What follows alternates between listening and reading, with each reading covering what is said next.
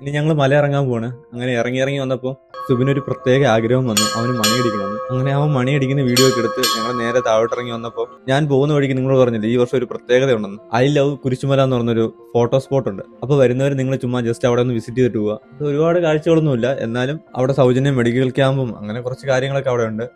നല്ലൊരു വ്യൂ ആണ്. ഏറ്റവും കൂടുതൽ ലൈറ്റ് അറേഞ്ച്മെന്റ്സ് അവിടെയാണ് കാണാൻ പറ്റുന്നത്, സീരിയൽ സെറ്റ് ഒക്കെ ഇട്ട്. പിന്നെ ഫാമിലി ആയിട്ടൊക്കെ വരുന്നവർക്ക് ഒരുപാട് കടകളും മറ്റ് പെറ്റ് ഷോ അങ്ങനത്തെ ഒരുപാട് ആക്ടിവിറ്റീസും എല്ലാം ഇവിടെ ഉണ്ട് ഈ വർഷം.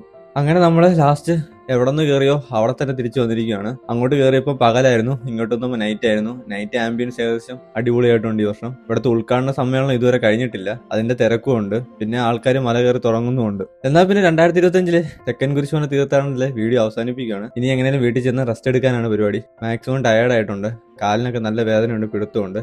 പിന്നെ ഈ വർഷം തെക്കൻ കുരിശുമല പോകുന്നവർ മാക്സിമം ഈ വീഡിയോ നിങ്ങളുടെ ഫ്രണ്ട്സിനൊക്കെ ഷെയർ ചെയ്യണം കേട്ടോ. അപ്പോൾ പിന്നെ അടുത്ത വർഷത്തെ തെക്കൻ കുരിശുമല കാഴ്ചകളൊക്കെ ആയിട്ട് എത്രയും പെട്ടെന്ന് നിങ്ങളുടെ ഫ്രണ്ട് വരുന്നതായിരിക്കും. അതുവരെ എല്ലാവർക്കും ബൈ.